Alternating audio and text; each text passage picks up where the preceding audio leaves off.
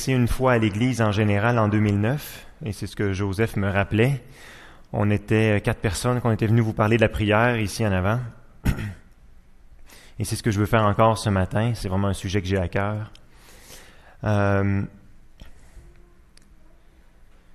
Peut-être juste avant de commencer sur le sujet que j'avais, je voulais juste finir sur une petite anecdote que j'avais. Je trouve toujours surprenant comment Dieu agit. Hier soir, on était à... je fais ma confession auprès de Jocelyn Aubu. J'étais au festival de blues hier soir à 9h30 au concert de Johnny Lang qui était là. Et je trouve vraiment intéressant quand on regarde, donc c'était un prodige de la musique au niveau du blues, au niveau de la guitare, au niveau des compositions. Sa voix est vraiment exceptionnelle. Et puis, à 7 ans, il commence à composer ses propres musiques. À 15 ans, il enregistre son premier album. Et il est numéro 1 mondial dans la vente pour un premier album. Il est dans les 50 meilleures ventes, toutes musiques confondues, artistes confondus. Cette année-là, il est tellement connu à 15 ans, il fait la première du show des Rolling Stones. Donc vraiment un homme, vraiment un talent exceptionnel. Et puis, avec le prestige, le fameux, vient l'argent, la célébrité, la drogue, suivi, l'alcool. Et puis, en 2000, donc il est né en 81, en 2000, il se ramasse un peu au bout du rouleau et il décide de faire demi-tour. Et il écrit un nouvel album qui s'appelle Turn Around, qui veut dire simplement demi-tour, où est-ce qu'il donne sa vie à Jésus. Et il était hier en train de chanter devant tout le monde, devant la foule à Trois-Rivières, en donnant un peu des brides de son témoignage, de comment il demandait des choses à Dieu. Donc, vraiment une chose intéressante. Maintenant, il a 36 ans, il est marié, 4 filles. Et, donc, c'est des choses, des mystères de Dieu qu'on se demande parfois comment on fait pour rejoindre parfois des célébrités, des personnes de la monarchie, des personnes qu'on n'a pas accès, mais Dieu, lui, il n'y a pas de limite. Il a son plan pour chaque personne. Il a un plan pour vous ce matin. Et c'est ce que je vous encourage ce matin. Moi, je suis très stressé. Ma voix peut shaker un peu. C'est pas mon plaisir d'être ici devant, mais une nécessité, je pense. Mais je pense que Dieu a un plan pour vous ce matin. Et il y a un plan pour chacun de nous. Et dans tout ce que je vais dire, moi, je suis juste là pour transmettre un message que j'ai essayé de préparer. Je vais essayer de pas être trop proche de mes notes aussi, parce que je veux suivre aussi, puis c'est enregistré, donc on essaie de faire moins d'erreurs. Mais il y a quelque chose de spécial pour vous ce matin, chacun de nous. Il y a une parole de quelque chose que je vais dire, que c'est quelque chose que Dieu a préparé pour toi spécialement, pour ton cœur, que Dieu a besoin de te communiquer ce matin, que tu as besoin d'entendre ce matin. Et je vous encourage de le noter, d'en prendre note, de dire hey, « ça c'est vrai, ça c'était pour moi ce matin, ça je veux le retenir, je veux que ça change quelque chose pour moi. » Et c'est comme ça chaque matin. Dieu a établi vraiment une régularité dans l'Église parce que chaque semaine, on a besoin de revenir à lui. On a besoin, c'est lui qui est la source de la vie, hein? C'est lui qui est le chemin. C'est ce qu'on va voir ce matin là-dessus. Donc, ce matin, je désire vous encourager simplement, vous encourager à la prière, dans votre cœur, de manière personnelle, tout seul, en Église, en groupe. Il y a beaucoup de manières de prier. Et que vraiment, comme Jésus, il dit que mon Église soit une maison de prière pour les nations. Et on va revenir sur ce verset-là un peu plus tard. Moi, personnellement, je suis pas un super prieur. Donc, je suis pas là pour vous montrer comment je suis un super prieur. Je pense que j'ai encore beaucoup à apprendre sur la prière, la puissance de la prière, la foi à travers la prière. On a encore beaucoup de choses à apprendre. Je vais essayer de pas vous ennuyer non plus. J'ai 1 heure devant moi pour vous endormir en 1 heure. Il y a 4 sujets, je commence à l'envers. Je vous dis qu'est-ce que je ne veux pas parler. Il y a 4 sujets que je ne veux pas aborder. Et le premier, c'est la toute connaissance de Dieu, l'omniscience de Dieu. En effet, pourquoi est-ce que je prie? Pourquoi est-ce que je demande des choses à Dieu? Il connaît déjà tout. Il connaît le futur, il sait ce que je veux, il sait ce que j'ai besoin, il sait mieux que moi qu'est-ce que j'ai besoin. Pourquoi je prie? Donc, il y a toute une prêche au complet, peut-être même une série de prêches à faire là-dessus. Et je ne veux pas aller sur ce sujet-là. C'est un sujet qui est très bien, très complexe. La prière change-t-elle la volonté de Dieu? Une autre prêche au complet. Est-ce que moi, en tant qu'humain, est-ce que Dieu n'a pas déjà tout prévu d'avance? Est-ce que moi, en tant qu'humain, j'ai une possibilité de changer la volonté de Dieu? Et encore une fois, il y a des textes là-dessus bibliques qui sont intéressants à aller chercher, et il y a des notions intéressantes à aller chercher là-dessus.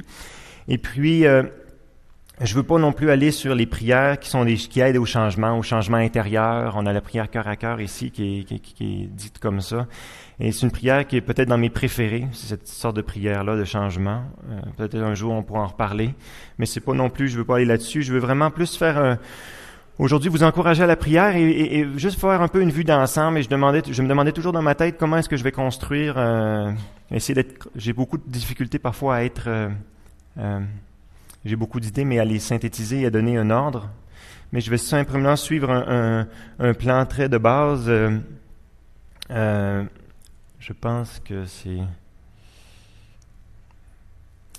Comme introduction, on va venir après sur comment... Comme introduction, je veux vous parler de la Wikipédia. Donc, une source d'information très...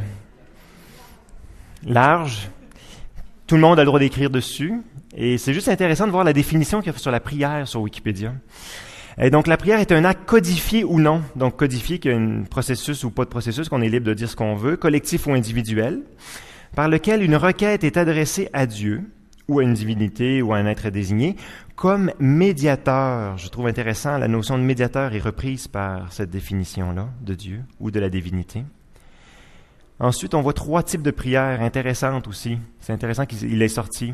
Donc, on a la prière d'intercession, la prière de confession et la prière de gratitude.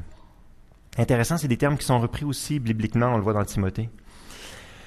Et elle est parfois présentée comme une attitude intérieure méditative quand elle ne contient pas explicitement de requête et cherche alors à produire un sentiment d'unité avec Dieu ou de la divinité.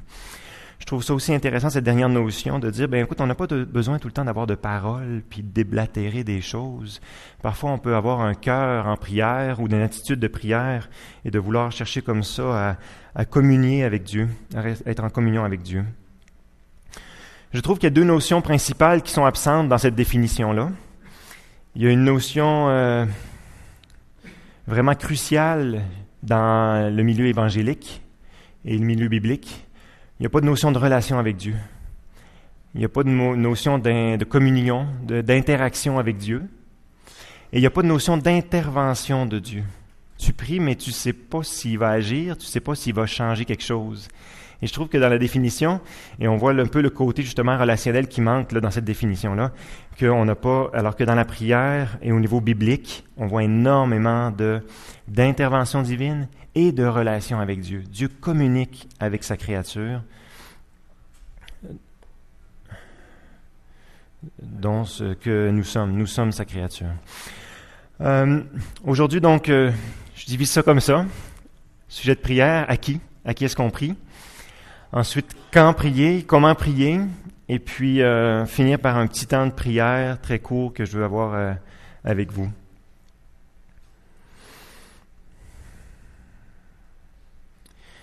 Je vous invite alors, avant de rentrer dans le sujet, à prier avec moi, à fermer vos yeux, qu'on puisse remettre ce temps à Dieu.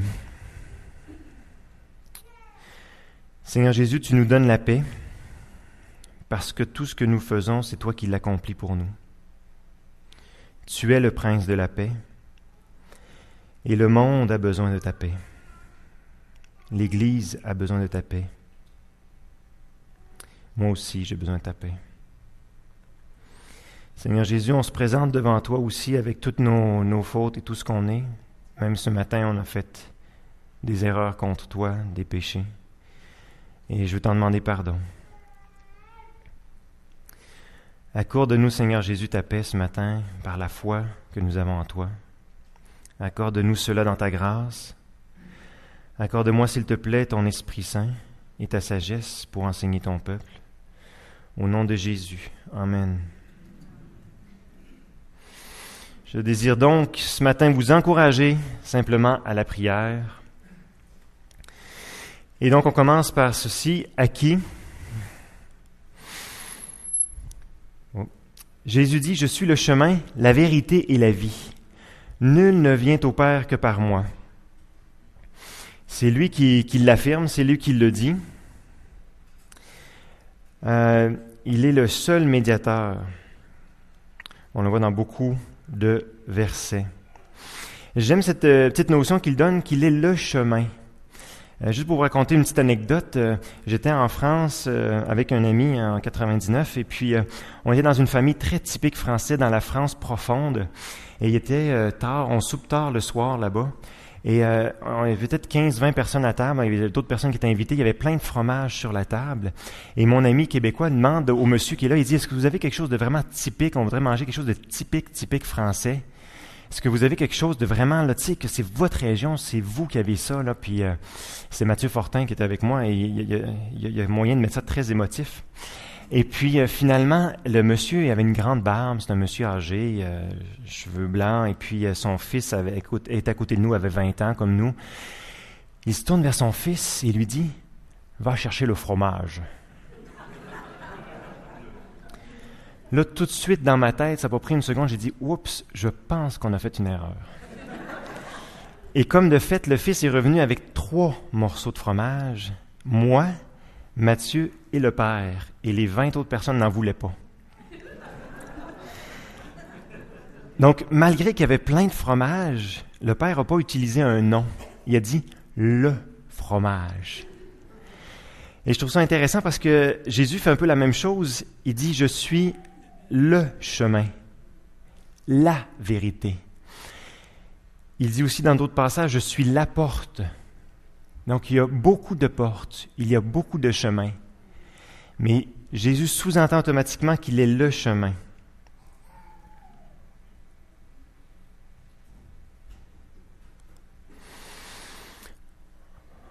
Oh, pardon. Dans Éphésiens 3,13, on voit aussi « Nous avons par la foi en Jésus-Christ la liberté de nous approcher de Dieu avec confiance. » Je trouve ça aussi intéressant dans cette version-là. On a le mot « la liberté ». Et on prend souvent pour acquis la liberté. Et je trouve que toutes les religions, qu'on étudie toutes les religions du monde, ils prennent toujours pour acquis que Dieu veut t'entendre. Dieu veut parler avec toi. Mais qui vous a dit que Dieu voulait t'entendre? Qui t'a dit que vraiment il voulait te voir? Est-ce qu'il n'a pas créé peut-être plein d'autres univers ou peut-être il est ailleurs? Et juste pour donner un autre exemple, on fait de la poterie à la maison. On a un four qui monte à 2500 degrés Fahrenheit. On fait de la porcelaine avec les enfants. Mais tout ce qu'on fait avec nos mains, imaginez si à un moment donné, je ne sais pas si vous avez tricoté des choses, fabriqué des objets, réparé une auto, construit une maison. Imaginez si tous ces objets-là commencent à vous demander des affaires. À un moment donné, vous diriez, écoute, la vaisselle, je vais la casser parce que là, elle commence à me parler, là je suis tanné. Là. Donc, on a pris pour acquis tout le temps en tant qu'humain que Dieu voulait nous entendre. Toutes les autres religions, mais c'est pas un acquis. On ne peut pas le prendre pour acquis. Mais par contre, le verset nous le dit. Si on revient au verset, il le dit. Nous avons par la foi en Jésus-Christ la liberté d'y aller. On peut aller tant qu'on veut.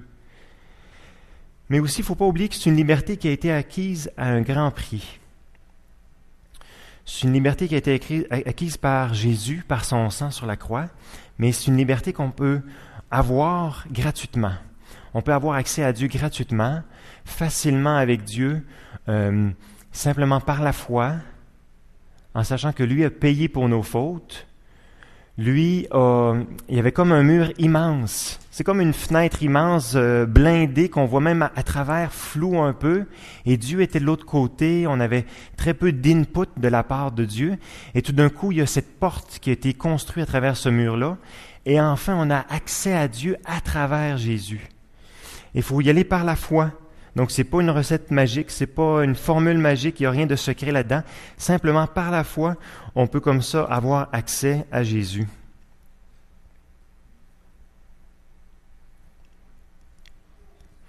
Je continue plus loin.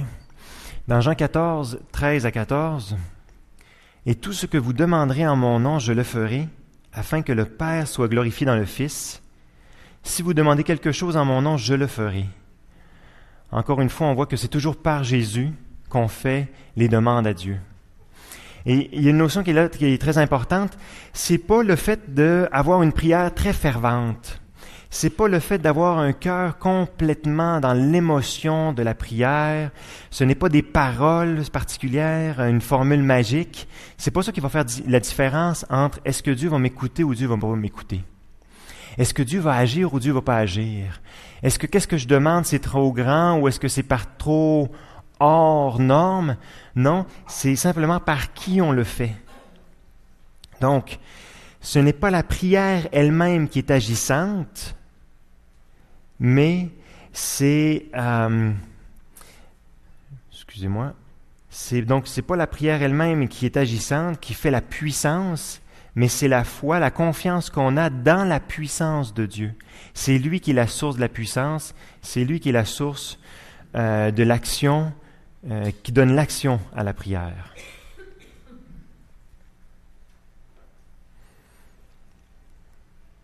Je l'avais noté ici, donc c'est ça. Ce n'est pas la ferveur de la prière qui rend la prière agissante, mais c'est par qui nous faisons la prière. C'est notre foi dans la grandeur de Dieu qui fait la différence.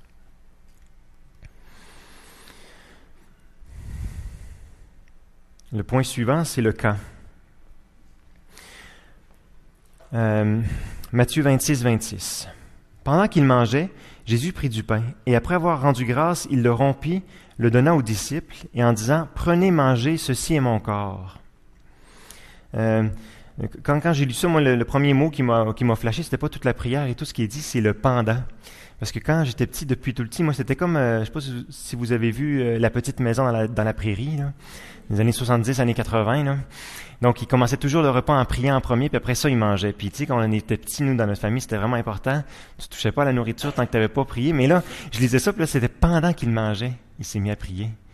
Là, je disais, oh, c'est particulier.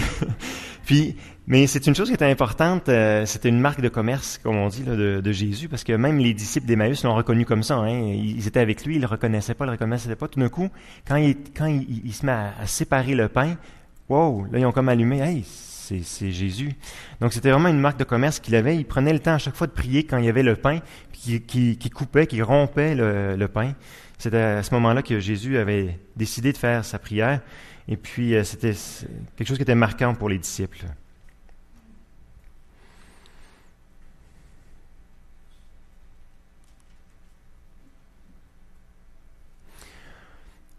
Oh, pardonnez-moi. OK. Ah, trop vite. Luc 6, 12. En ce temps-là, Jésus se rendit sur la montagne pour prier et il passa toute la nuit pour prier. Dans ce verset-là, moi, ce qui me marque, c'est bon, il y a une notion de toute la nuit. Là. J'ai pas passé toute une nuit à prier. J'ai déjà prié parfois longtemps durant la nuit et tard dans la nuit, mais jamais toute une nuit à prier. Mais Jésus l'a pas fait une fois, hein. Il l'a fait de nombreuses fois. Et qu'est-ce qui est intéressant à noter à ça, c'est que Jésus était Dieu. Jésus était 100% Dieu et Jésus était 100% humain. Mais malgré ça, tout son côté humain lui demandait de prier. Puis moi, je me suis posé cette question-là, et en fait, j'ai pas tout à fait de réponse, là. Pour pas dire je n'ai pas de réponse. Il prenait énormément de temps pour prier. Pourtant, il n'aurait pas eu besoin, il pouvait avoir une communion ou une communication peut-être différente avec Dieu, mais non. La notion biblique est tout le temps très claire que lui prenait beaucoup, beaucoup de temps à prier. Et il a l'air d'être la personne de ce que je lis de sa vie, qui était la personne qui a le plus prié de sa vie. Tu sais, j'ai lu des livres parfois sur des personnes, j'ai pas lu beaucoup de livres, là, mais en tout cas, j'ai lu des livres sur des personnes, tu sais, des missionnaires, Hudson Taylor, ou des grandes personnes, etc. Puis on voit qu'ils avaient des vies de prière importantes, mais jamais autant que Jésus. Jésus, très, très souvent, beaucoup de passages montrent de comment il priait. Et c'était souvent des très longs moments, seul, à part, et même dans la tentation, on voit qu'il est longtemps à part et qu'il prend du temps pour communiquer avec Dieu. Donc c'est, je pense pour nous, un exemple. Si lui a eu besoin de tellement prier, mais en même temps aussi, regardez ce qu'il a fait. Regardez les agissements extraordinaires qu'il a faits. Donc, on voit qu'il y avait un lien là avec sa prière, sa vie de prière, sa vie, sa capacité à passer à travers tout le plan de Dieu que Dieu avait pour sa vie, qui était sûrement lié à tous ces temps qu'il prenait à prier. Matthieu 6, 6. quand tu pries, entre dans ta chambre, ferme ta porte et prie ton Père qui est là dans le lieu secret, et ton Père qui voit dans le secret te le rendra. » Le contexte de ce passage-là, c'est un contexte où Jésus enseigne sur l'hypocrisie. Et donc, il veut insister sur le fait, essaye de ne pas te mettre en avant et d'être au coin de la rue à prier les bras dans les airs. Donc, il met un contexte de dire, fais ça discrètement, mais en même temps, on voit qu'il y a une notion de privé, d'intimité, de communion avec Jésus. Où est-ce que vraiment on peut être à part, tout seul, et puis lui, vous en faites pas, il est là, il t'entend. Au bureau, on essaie de prier pas mal tous les matins quand on commence la journée et on s'amuse à prier dans le coffre-fort. On est dans une ancienne banque, il y a des murs de 20 pouces de béton armé, mais c'est un signe de foi qu'on a décidé. Les autres personnes dans le bureau savent, on dit tout le temps, OK, on s'en va dans le coffre. Ils savent très bien qu'on est dans le coffre pour prier. Et c'est un signe de foi que les prières passent malgré qu'il y a 20 pouces de béton armé. On est très conscient que on est avec foi, on a l'assurance que Jésus nous entend, Dieu nous entend.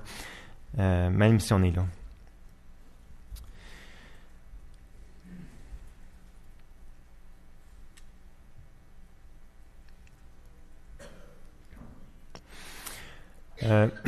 Il y a deux sortes de prières que moi j'ai utilisées personnellement qui m'ont fait progresser, Et la première, c'est ce que j'ai baptisé moi-même la prière du paresseux. C'est un titre personnel, j'ai pas vu ça nulle part. J'en prends le blâme qui vient avec. Mais j'ai commencé à 16 ans à prier de manière plus régulière. Et c'était je me réveillais, donc il y avait mon réveil matin, et moi je suis un matinal. Donc il y en a qui peut-être qui pourraient pas faire ça, parce que moi j'arrivais à éteindre mon réveil et je me rendors pas. Mais il y a du monde qui, malheureusement, s'il ferait ça, là, il passerait tout droit, là. Mais c'était pas mon cas. Alors, moi, mon réveil sonnait, je le fermais, et je trouvais que mon lit était très confortable. Mon lit était chaud et doux, alors je voulais pas me lever, et donc j'étais paresseux, et alors je trouvais une bonne raison de dire, écoute, je vais joindre l'utile à l'agréable, je vais trouver une raison pour rester au lit, et donc je prenais le temps de fermer mes yeux simplement pour prier. Mais ça a permis, je pense, à vraiment développer mon temps et ma communion avec Dieu et de voir Dieu agir et de prier pour une chose en particulier. Puis là, durant la journée, on voit l'agissement de Dieu, mais c'était fait de manière vraiment quotidienne. Et je vous encourage à trouver peut-être des formules qui vous fit, qui fonctionnent pour vous. J'avais développé pendant ces années-là aussi un calepin de prière où est-ce que j'écrivais les requêtes en avant, puis de l'autre bord, j'écrivais les remerciements quand les requêtes étaient répondu et pour prendre le temps de remercier Dieu. Donc, il y a différentes choses que j'ai pu développer et je pense que c'était une base que Dieu a permis dans ma vie pour pouvoir avancer au niveau de la prière. J'ai aussi la prière que j'aime. Bon, j'ai pris le temps parfois pour enseigner. J'enseigne aux adolescents les dimanches matins et je leur ai pris le temps de parler de différentes sortes de prières. Mais une autre sorte que moi j'avais personnellement que j'apprécie, c'est quand je suis tout seul en auto,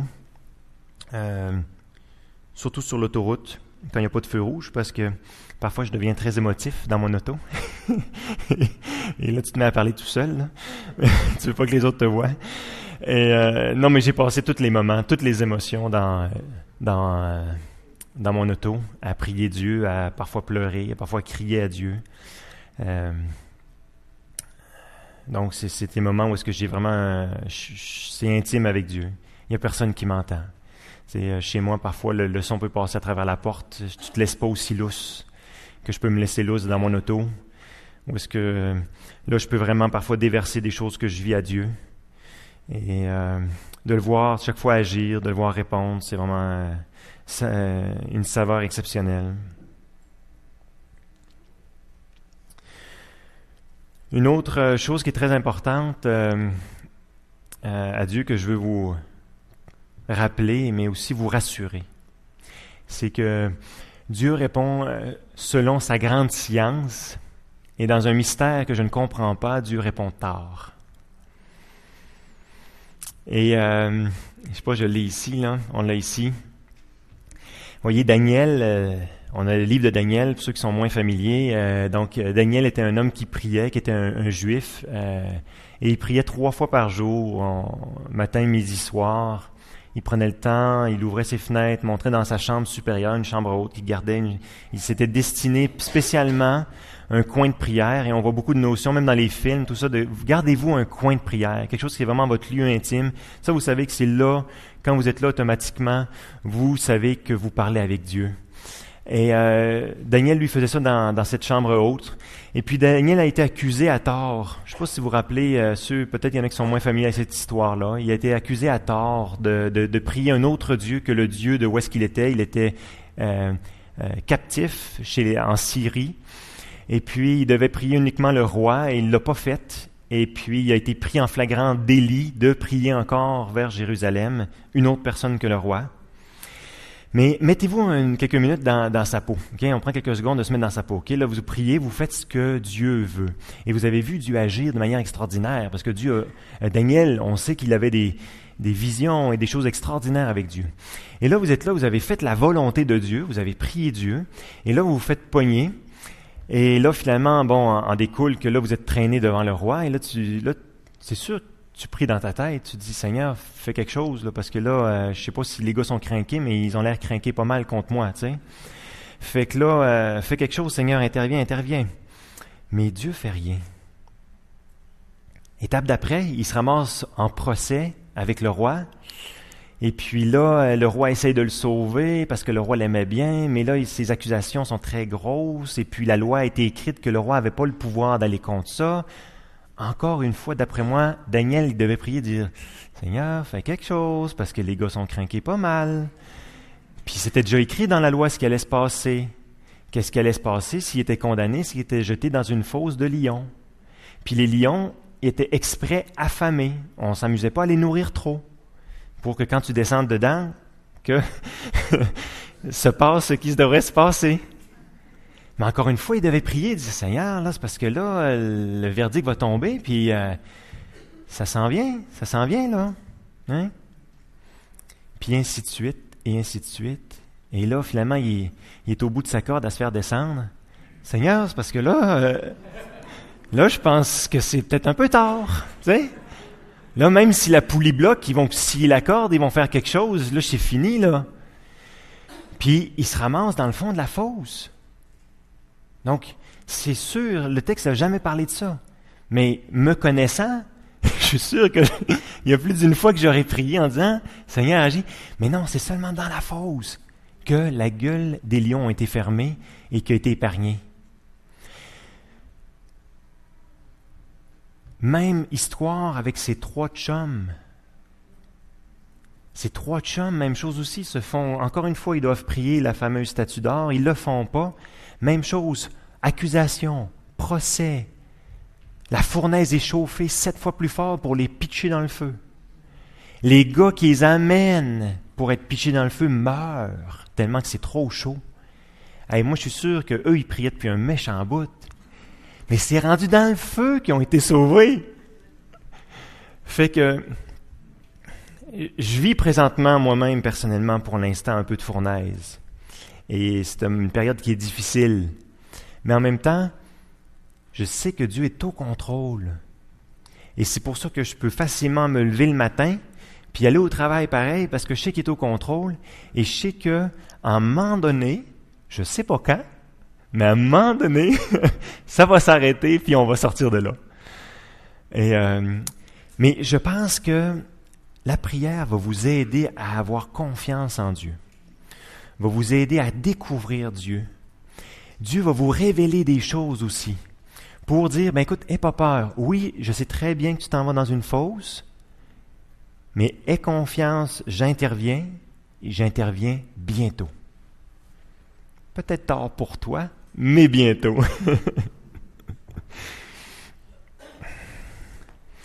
J'aime beaucoup faire découvrir à mes enfants l'efficacité de la prière, la force de la prière et comment Dieu est bon, Dieu nous écoute. Il n'est pas compliqué. Il nous aime. Il ne veut pas nous rendre des choses difficiles, mais il veut nous apprendre par contre. Et on voit Jésus comment il a dû apprendre, même Jésus a dû apprendre par la souffrance. Je pense que la souffrance est une nécessité pour l'humain, est une nécessité pour moi, ou sinon je perdrais les pédales. Il est arrivé une occasion, il n'y a pas tellement... c'est arrivé il y a peut-être 4 ans avec mes enfants. J'avais ma fille Eden qui avait perdu, on ne le voit même pas sur l'image, tant mieux pour vous, une petite boucle d'oreille. Tu sais, les petites boucles d'oreilles, là, juste petits diamants là, avec une petite pointe. Là. Et puis, on était à Louis Pinard à l'époque, et puis le terrain était très grand. On a 100 pieds par 100 pieds, c'est un grand terrain. Et puis, Eden avait perdu sa petite boucle d'oreille. Alors, tout de suite, en tant que réaliste ingénieur que je suis, voyant la surface du terrain, la pelouse, la petitesse de l'objet, je savais très bien qu'on ne le retrouverait jamais, c'était raté, là, c'est perdu tout de suite. Mais j'avais tout de suite mon idée en tête, je me suis dit, on va demander à Dieu, et Dieu va nous aider à trouver cette boucle d'oreille-là, mais je ne l'ai pas dit à mes enfants, j'ai fait exprès. Parce que l'humain, on a le cœur tortueux. Hein. Souvent, quand on entend des choses magnifiques de la part de Dieu, le premier réflexe, en tout cas que moi j'ai, là, je ne sais pas pour vous, moi c'est de se dire « Oups, j'aimerais vérifier les faits avant. » Alors, j'avais à cause de ça mon plan en tête, fait que j'ai dit à mes enfants « Écoutez, on va la chercher. » Fait qu'ils étaient quand même, ils étaient un peu plus vieux que ça, parce qu'Eden devait avoir d'après moi 8 ans. Là, il a l'air d'avoir plus 4 ans environ. Ma mémoire, hein. Mais donc j'ai dit, OK, on cherche. Fait qu'on a cherché. Peut-être 10 minutes. Je sais que les enfants se tannent vite, là. Peut-être 10 minutes, peut-être 15 minutes, on en a cherché, on faisait le tour du terrain, puis tout ça, on le trouvait pas, bien sûr. Et puis, là, je dis aux enfants, écoutez, on va-tu la trouver? Ah non, on ne trouvera pas. Ben, écoutez, on cherche encore.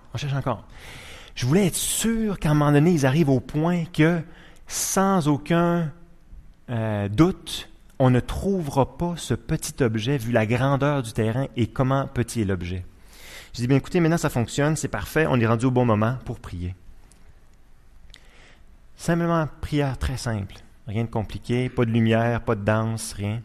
Seigneur Jésus, est-ce que tu peux nous aider à retrouver la boucle d'oreille d'Éden? Amen. Josué se retourne, ah, elle est là. Le point était marqué. Mais c'est pas le seul chose. Ça aurait pu être, oui, peut-être, ça aurait pu être un hasard. Mais c'est ça que je voulais marquer dans leur cœur. On va jusqu'au bout pour être sûr que là, vous êtes d'accord. Et puis là, Dieu, montre-toi. Un peu comme dans la fosse au lion et un peu comme dans la fournaise. Et dans la fournaise, c'était un fait incontestable. Même le roi, il dit, écoutez, j'en vois 4 dedans, j'en vois pas 3. Puis quand ils sortent, ils disent tout de suite, hey, même leurs vêtements ne sentent pas la fumée. Donc, Dieu, souvent, nous amène, je pense, au bout de l'épreuve pour montrer à quel point il intervient et que c'est lui qui intervient. Et c'est pas un malin plaisir de nous torturer, c'est simplement que il veut comme ça nous apprendre. Je pense qu'à travers tout ça, on doit avoir une notion très forte de comment Dieu il est. Il faut garder en tête de comment Dieu il est. Dieu est bon. Dieu nous aime. Dieu connaît tout. Dieu voit tout. Dieu me connaît mieux que moi-même. Dieu connaît mieux ce que j'ai besoin moi-même. Dieu connaît mieux mon entourage et connaît mieux qu'est-ce que mon entourage a besoin.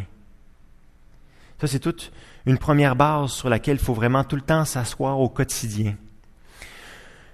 L'autre chose qui est importante à savoir, c'est que Dieu connaît le futur et Dieu connaît les différents événements qu'il va y avoir dans ma vie et comment ma vie va être composée. Donc, il y a son identité, qui il est, il y a mon identité et mon contexte de vie. Il connaît ça beaucoup mieux que moi-même.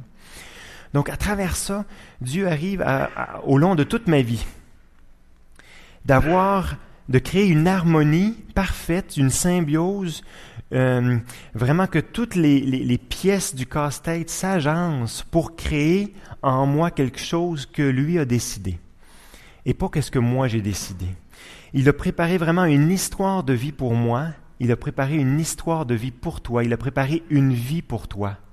Il n'a pas préparé une histoire de mort, il n'a pas préparé une histoire de tourment ou de trouble, mais vraiment un agencement parfait qui va faire que ça va être ta vie, ton histoire, et que tu vas devenir plus en plus à la manière que Christ veut que tu sois.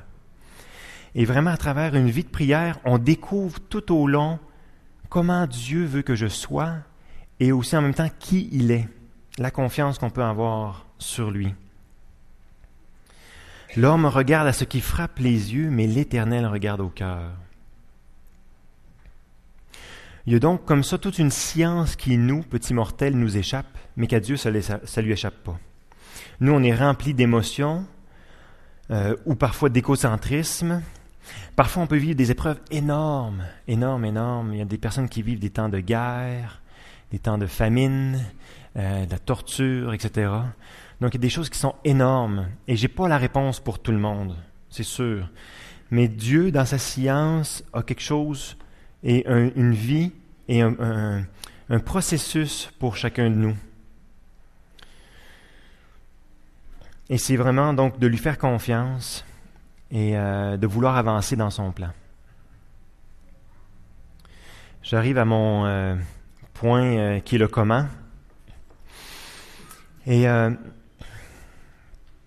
on voit dans Matthieu 6, 5, et tout le chapitre 6, en passant, il y a 3 chapitres. Il y a Matthieu 6, Matthieu 21 et Marc 11, qui sont les endroits où est-ce que Jésus prend du temps pour enseigner sur la prière. On voit dans Matthieu 6, 5, « Lorsque vous priez, ne soyez pas comme les hypocrites qui aiment à prier debout dans les synagogues, au coin des rues, pour être vus des hommes. Je vous le dis en vérité, ils reçoivent déjà leur récompense. Quand tu pries, va dans ta chambre, ferme ta porte. » On l'avait vu tantôt. « Prie ton Père qui est dans le lieu secret. Ton Père qui voit dans le secret te le rendra. En priant, ne multipliez pas de vaines paroles, comme les païens, qui s'imaginent qu'à force de paroles, ils seront exaucés. Ne leur ressemblez pas, car votre Père sait de quoi vous avez besoin avant que vous le lui demandiez. Voici donc comment vous devez prier. » Et là, s'ensuit la prière du Notre Père. Mais il y a vraiment une notion de confiance, de foi qui est reprise là-dedans. Et j'aime aussi la prière du Notre Père, une prière très simple qui est reprise dans beaucoup. C'est une prière qui est très connue au Québec. Je ne veux pas parler trop non plus là-dessus, prendre trop de temps sur cette prière-là. Je vous encourage par contre à la prier. Souvent, en tant qu'évangélique, on la perd. Mais simplement, il y a différents points qui sont repris dedans. Et on voit aussi qu'elle est très simple. On voit aussi, j'aime la notion de nous notre pain quotidien. J'ai pas besoin de me casser la tête, de voir tout ce que je pourrais demander et mon compte de taxes et mon compte d'Hydro-Québec et tout mon quotidien. Non, c'est simplement, Seigneur, tu le sais ce que j'ai besoin. Est-ce que tu peux simplement prendre soin de mon quotidien? Est-ce que tu peux prendre soin juste d'aujourd'hui? Donc, cette chose-là, je trouve ça intéressante. Beaucoup de notions de pardon liées à la prière. On voit aussi même dans l'offrande, quand il dit « T'amènes ton offrande, demande pardon à ton frère avant d'amener ton offrande. » Même chose, notion de pardon qui semble très importante pour Jésus lorsque on prie. Et lorsque vous êtes debout faisant votre prière, si vous avez quelque chose contre quelqu'un, pardonnez, afin que votre Père qui est dans les cieux vous pardonne aussi vos offenses. Mais si vous ne pardonnez pas, votre Père qui est dans les cieux ne vous pardonnera pas non plus. Donc cette notion de pardon est très présente, on le voit à plusieurs reprises. Il y a une autre notion qui est très très importante dans la prière, c'est la notion de foi. Et je vous lis ce passage-là en premier et on en parlera après. Donc la notion de foi est très importante. Jésus prit la parole et leur dit « Ayez foi en Dieu. Je vous le dis en vérité, si quelqu'un dit à cette montagne « Ôte-toi de là et jette-toi dans la mer. » Et s'il ne doute point en son cœur, mais croit que ce qu'il dit arrive, il le verra s'accomplir. C'est pourquoi je vous dis, tout ce que vous demanderez en priant, croyez que vous l'avez reçu et vous le verrez s'accomplir. Ça, c'est moi qui l'ajoute. Ce n'est pas la grandeur de ma foi qui fait la différence, mais la foi dans la grandeur de Dieu.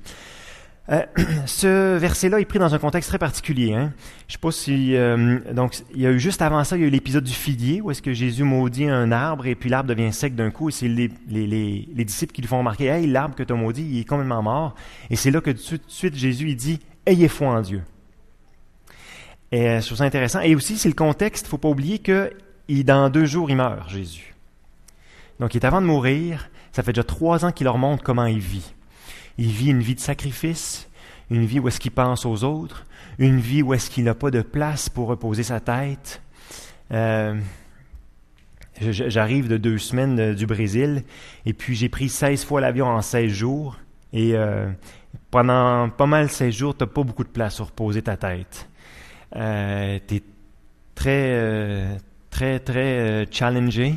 Et plusieurs fois, ce petit bout de phrase m'est revenu en tête. Jésus n'avait pas de place pour reposer sa tête. Et c'est un moment qui me marquait plus un peu. Donc, c'est une période de vie vraiment importante pour Jésus. C'est son dernier moment.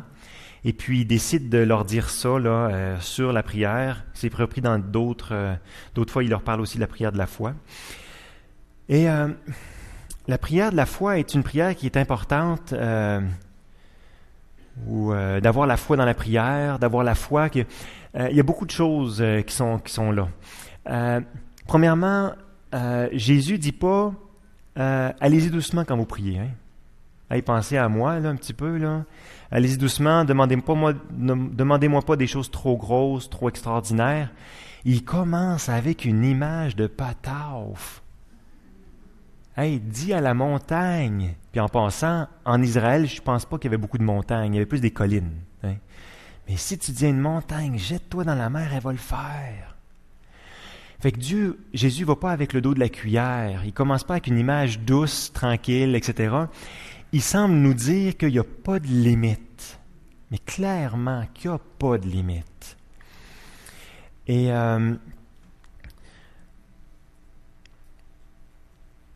peut-être que tout de suite, les disciples ont des notions de dire hey, on va rechanger le relief palestinien, crée-moi ça. Mais ils ne l'ont pas fait. Et je pense pourquoi Jésus leur a dit peut-être ça aussi, c'est parce qu'il y avait tout un historique avec Jésus. Ils avaient vu justement toute la souffrance, tout comment il voulait donner sa vie pour les autres et pas prier pour lui. Donc je pense que la notion de prière n'a pas de limite, comme Jésus le dit là. On peut prier pour les choses les plus extraordinaires et les plus impensables, mais dans un esprit qui n'est pas égoïste, égocentrique.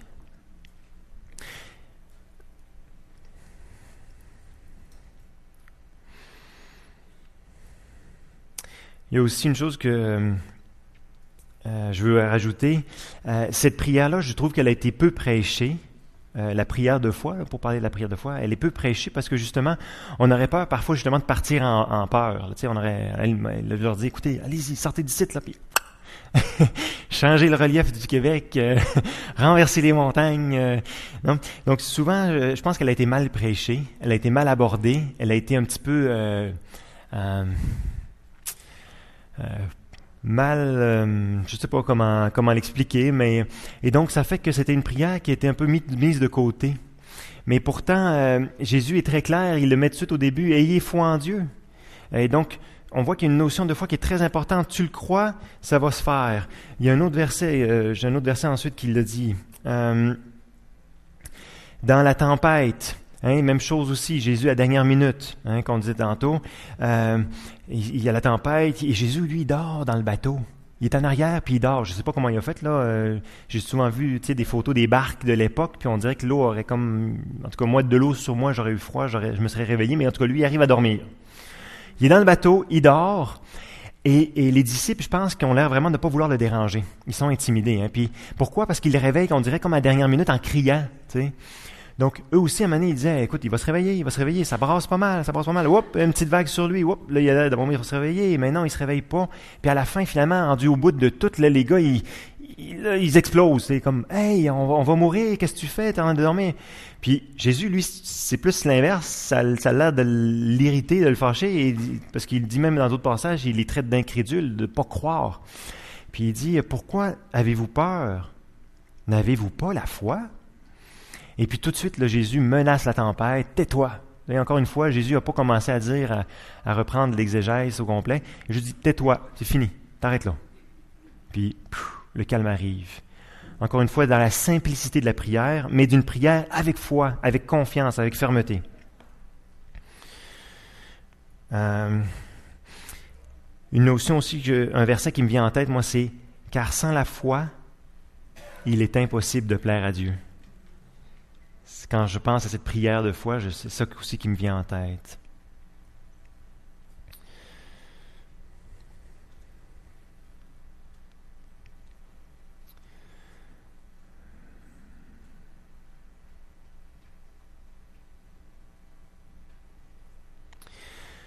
Ensuite, une autre chose que je veux voir avec vous, c'est même passage de Marc 11. Vous voyez, depuis tantôt, là, j'ai Marc 11 plusieurs fois écrit.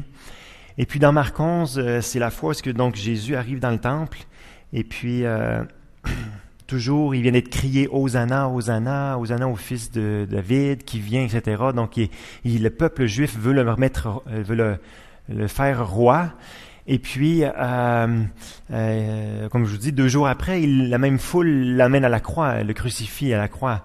On voit un peu là justement le côté humain, où est-ce qu'un jour ça peut être tout blanc, le lendemain tout noir. Nos résolutions, parfois on peut avoir des très fortes résolutions. Je vais me mettre à prier ou je vais me mettre à évangéliser. Et puis, nos résolutions souvent prennent une journée et puis le lendemain revirent de bord. Et ça, c'est un peu la fragilité de l'humain. Et puis, donc, il fait ce fouette-là, et puis il fouette... je pense pas qu'il fouette nécessairement les gens, mais en tout cas, il renverse les tables, l'argent tombe par terre, il empêche les gens de transporter des objets dans le temple. Et puis, il dit ça. « Ma maison sera appelée une maison de prière pour toutes les nations. » Et c'est vraiment quelque chose qui m'interpelle beaucoup, et c'est ce que je pense le plus à cœur. Benoît m'avait demandé c'est quoi que tu as à cœur de donner à l'Église? Qu'est-ce que tu veux communiquer aux gens? Et sur le coup, j'arrivais pas à lui répondre parce que, encore une fois, mes idées sont souvent chamboulées. Mais s'il y a quelque chose ce matin que je veux vous transmettre, c'est ça, que ma maison soit appelée une maison de prière. Est-ce que ça serait pas quelque chose de désaltérant? Quelque chose de désaltérant si notre Église à Trois-Rivières était une maison de prière. Et j'aime la notion pour toutes les nations. C'était une insulte pour les Juifs en passant ça, pour toutes les nations. Parce que c'était juste pour les Juifs. Mais nous, ici à l'Église, on a plusieurs couleurs, on a plusieurs origines.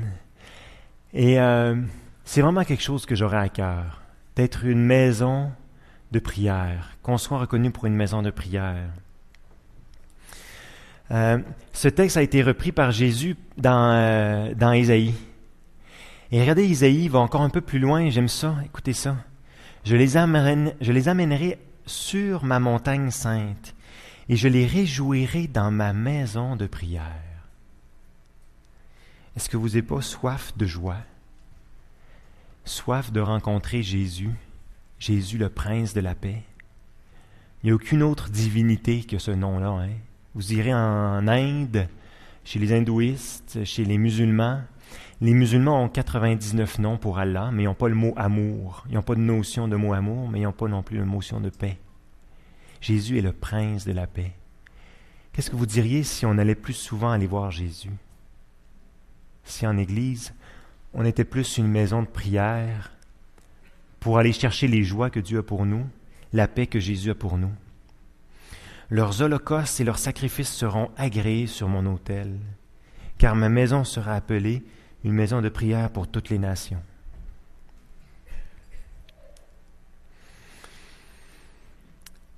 La prière sert vraiment à l'avancement du royaume. C'est par la prière qu'on trouve la paix. C'est par la prière qu'on renverse des murailles. C'est, je pense, quelque chose que Dieu nous appelle à nous dédier.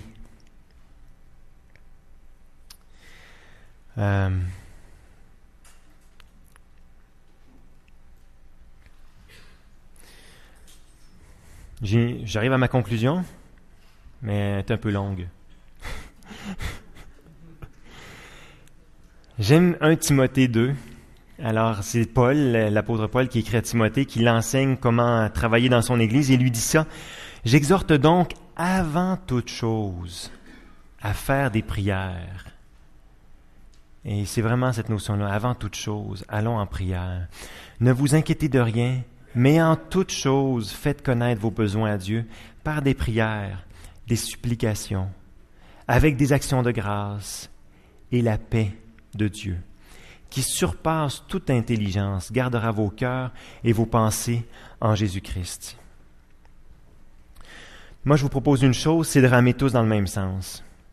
Je ne sais pas si vous avez déjà fait ça. On est à Villejoie, il y avait un Ramasca, je pense, un Rabasca, un grand canot. Un grand canot, on est 25 dedans.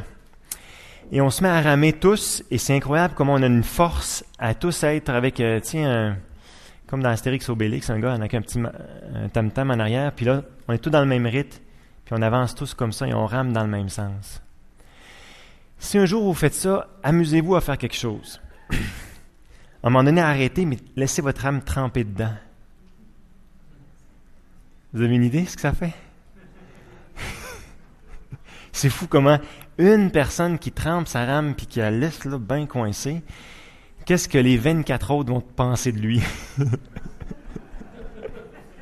Puis en général, qu'est-ce qui arrive, c'est que tu es assis sur le bord, puis là tu trempes ta rame puis tu la coinces là comme il faut.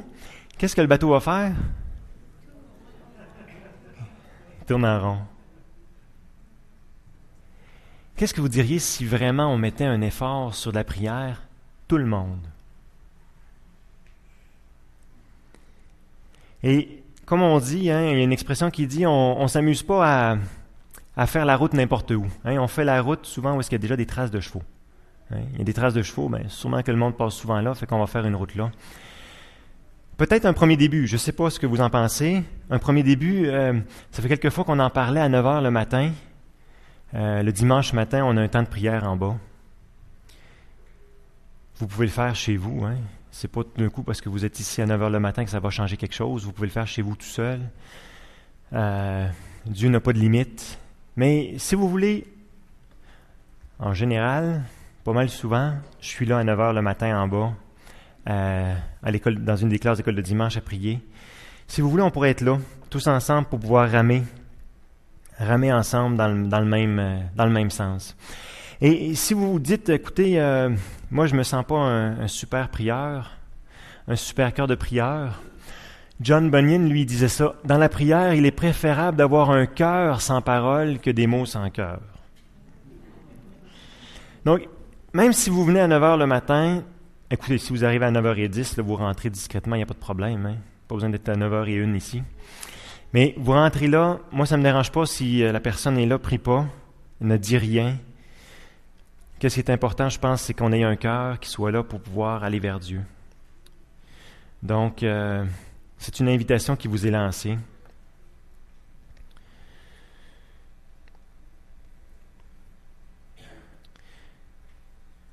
J'aimerais maintenant simplement vous inviter à courber la tête et je veux vous inviter à prier avec moi. Et je veux faire un peu comme Benoît fait, simplement vous inviter à répéter ces paroles dans votre cœur. Et je vais essayer de les dire lentement aussi, que vous puissiez avoir le temps d'ajouter parfois. Parfois, on veut ajouter nos propres mots. Parfois, on veut ajouter notre saveur. Alors, n'hésitez pas à le faire. Mais je vous invite simplement à venir auprès de Jésus parce qu'avec lui, on est en paix. Jésus ne veut pas vous rajouter ce matin un fardeau. Jésus veut simplement vous encourager à aller vers lui parce que lui, il va vous donner la joie et la paix.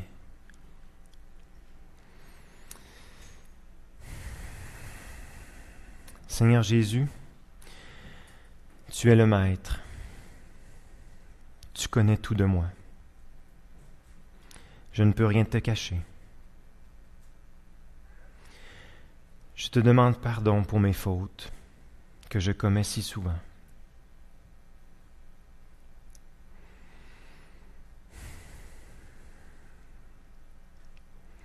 Est-ce que tu veux bien me pardonner, s'il te plaît? Jésus, j'aimerais te parler plus souvent. Est-ce que tu peux m'aider cette semaine, s'il te plaît? Peut-être ce soir, peut-être le matin. Est-ce que tu peux m'aider à te parler?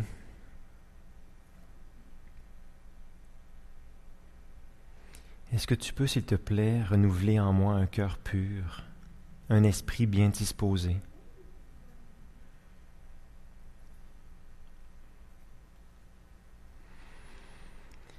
S'il te plaît, dans ta grâce, brise les liens, les chaînes avec lesquelles l'ennemi essaye de m'emprisonner. Libère-moi, s'il te plaît, Seigneur Jésus. Parce que à ta croix, tu as tout payé. Tu as payé l'entièreté du prix. Et tu as eu la victoire sur l'ennemi. Accorde-moi ta paix, toi qui es le prince de la paix. Car c'est à toi qu'appartient le règne, la puissance et la gloire au siècle des siècles. Amen.